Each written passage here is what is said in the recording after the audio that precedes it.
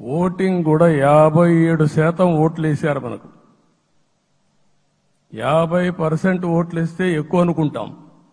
అలాంటిది 57% ఆవరేజ్గా ఈ రాష్ట్ర ప్రజానీకం మనల్ని ఆశీర్వదించారంటే మనలో ఎంత బాధ్యత పెరిగిందో మనం ఒక్కసారి గుర్తుపెట్టుకోవాల్సిన అవసరం ఉంది.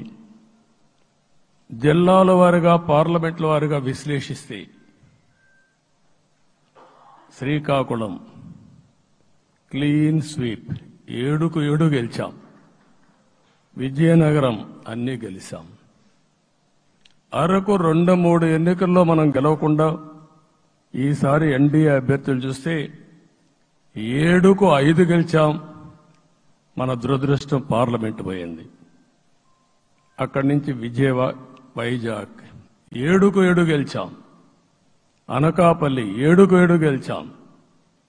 దెన్ తూర్పుగోదావరి, కాకినాడ, అమలాపురం, రాజమండ్రి, నరసాపురం, పక్కన వస్తే ఏలూరు, మచిలీపట్నం, కృష్ణా, గుంటూరు, నరసరావుపేట, బాపట్ల అన్స్టాపబుల్ 7కు 7 గెలిచాం.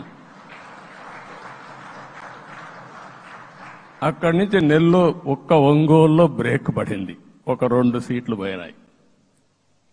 అక్కడి నుంచి నెల్లూరు 7కు 7 గెలిచాం. తిరుపతి 7కు 7 గెలిచాం. కానీ దురదృష్టం పార్లమెంటు పోగొట్టుకున్నాం. చిత్తూరు ఎప్పుడూ ఇన్ని సీట్లు గెలవాలి, 7కు 7 గెలిచాం. అక్కడి నుంచి రాజంపేటలో 7కు 4 గెలిచాం. 3 సీట్లు పోగొట్టుకున్నాం. పార్లమెంటు పోయింది.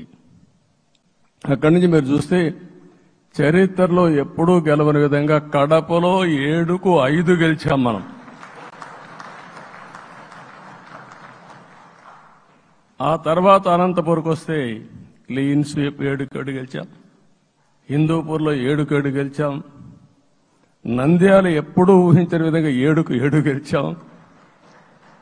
ఆ తర్వాత కర్నూలుకు వస్తే 7కు 5 గెలిచాం.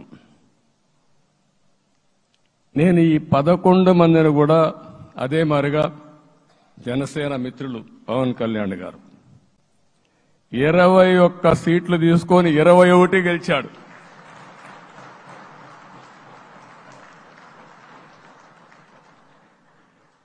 బీజేపీ 10 సీట్లు తీసుకుంటే 10 గెలిచారు, 8 గెలిచారు. అంటే 10కి 8 గెలవడం అనేది ఒక చరిత్ర. ఆ 2 సీట్లు కూడా కొన్ని ప్రత్యేకమైన కారణాల వల్ల ఓడిపోయాం తప్ప ఇంకోటి కాదు. అంటే ఇక్కడ ఒక లెసన్ మనందరికీ అర్థమైంది ఏంటంటే, అభ్యర్థులు గట్టిగా నిలబడుకున్న ప్రతి ఒక్క చోట ప్రజలు మనల్ని ఆశీర్వదించారు, గెలిపించారు. ఇదే ఈ యొక్క ఎన్నికల్లో మనందరం గుర్తుపెట్టుకోవాల్సిన ఒక ప్రత్యేకమైన విషయం. నేను చాలాసార్లు ఎన్నికలైన తర్వాత సమీక్షలు చేసుకున్నాం, కానీ ఇలాంటి విజయం, ఎలాంటి సాటిస్ఫాక్షన్ ఎప్పుడూ లేదు. దీనికి కారణం ప్రజలు మన మీద నమ్మకం పెట్టుకున్నారు. పార్లమెంట్ ఎన్నికల్లో కాదు, అసెంబ్లీ ఎన్నికల్లో చూస్తే 95,000 ఓట్ల మెజారిటీతో గెలిపించారు. గాజువాక 95,000 ఓట్ల మెజారిటీతో గెలిపించారు. ఈ విషయాలు నేను పవన్ కళ్యాణ్ గారు ఢిల్లీకి వెళ్ళినప్పుడు, పురంధేశ్వరి గారు వచ్చినప్పుడు, ఈ రాష్ట్రంలో ఇచ్చిన మ్యాండేట్ వల్ల ఢిల్లీలో మమ్మల్ని అందరూ గౌరవించే పరిస్థితికి వచ్చారు. మీ గెలుపు వల్ల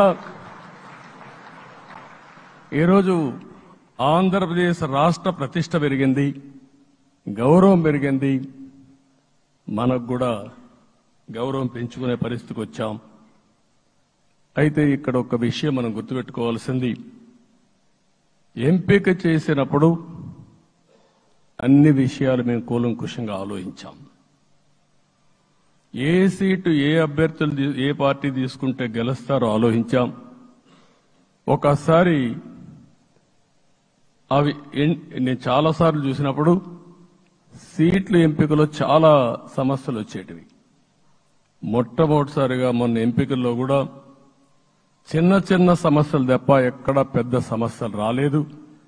అంటే మేమందరం కూడా ఒకటి ఆలోచించాం, గెలిపే ధ్యేయంగా పనిచేయాలి కాబట్టి ఏ సీట్లో ఎవరు సీట్ ఇస్తే వాళ్ళు గెలుస్తారో ఆ సీట్లే ఇచ్చాం.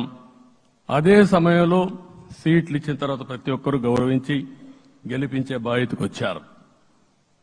ఇంకొక పక్కన ఈరోజు మిమ్మల్ని అందరినీ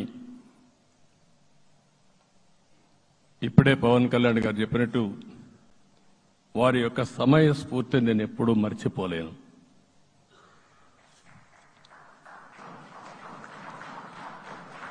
మొట్టమొదటిసారిగా నేను జైల్లో ఉన్నప్పుడు వచ్చాడు.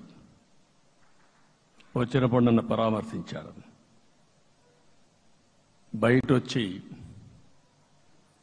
ఈ రాష్ట్రం అంత మునుపు చెప్పినా, అంత మునుపు అనేక సందర్భాల్లో ప్రభుత్వ వ్యతిరేక ఓటు చేయకూడదని చెప్పారు. కానీ నన్ను చూసి బయటికి వెళ్ళిన తర్వాత ఈరోజు తెలుగుదేశం జనసేన పొత్తు పెట్టుకుంటున్నామని చెప్పిన మొదటి వ్యక్తి పవన్ కళ్యాణ్ గారు. అప్పటికే బీజేపీతో పొత్తుంది. అయితే ఒక మాట చెప్పాడు, బీజేపీతో పొత్తుంది, బీజేపీ, తెలుగుదేశం, జనసేన 3 పార్టీలు కలిసి పోటీ చేస్తామని కూడా చెప్పి మళ్లీ ఆ ప్రయత్నం చేసి కడాన రాష్ట్ర ప్రయోజనాల దృష్ట్యా బీజేపీ, తెలుగుదేశం, జనసేన పొత్తు పెట్టుకున్నాం. మనస్ఫూర్తిగా ఆయన అభినందిస్తున్నా. ఆ రోజటి నుంచి ఎలాంటి పొరపక్షాలు లేకుండా కలిసి పనిచేశారు. మాకు కొన్ని అనుమానాలు ఉండేటివి. ఓటు ట్రాన్స్ఫర్ అవుతుందా లేదా, ఓటు ట్రాన్స్ఫర్ కాకపోతే ఎక్కడన్నా సీట్లు నష్టపోతామని. అందుకే మీరు ఒకసారి చూస్తే ఎన్నికలు మొత్తం సెట్ అయింది, నామినేషన్స్ వేసాం, ముందుకెళ్ళాం. అదే సమయంలో మొట్టమొదటిసారిగా కొవ్వూరులో 3 పార్టీల నాయకులు కలిసి, నేను, పవన్ కళ్యాణ్ గారు, పురంధేశ్వరి గారు, ముగ్గురం కలిసి ఫస్ట్ మీటింగ్ అడ్రస్ చేశాం. అక్కడి నుంచి 6 జిల్లాల్లో మేమిద్దరం కలిసి తిరిగాం. బీజేపీ నాయకులు కలిసి వచ్చారు. ఆ తర్వాత మొట్టమొదటిసారిగా అమిత్ షా గారు ఏదైతే అనంతపూర్లో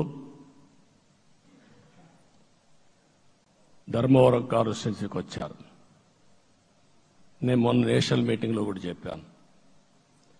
ఆయన వచ్చినప్పుడు చాలా స్పష్టంగా ఎందుకు మేము పొత్తు పెట్టుకున్నామనే విషయాలు చెప్తూ ఈ ప్రభుత్వ అవినీతిని ఎండగట్టారు, సూటిగా మాట్లాడారు. ఆ ఒక్క మీటింగ్తో రాష్ట్రం మొత్తం ఒక నమ్మకం వచ్చింది. బీజేపీ కూడా పూర్తిగా ఈ కూటమిని సపోర్ట్ చేస్తున్నారనే కాకుండా ఈ రాష్ట్రానికి ఏ అవసరం ఉందో చెప్పగలిగారు. అది అయిన తర్వాత ప్రధానమంత్రి గారు వచ్చారు.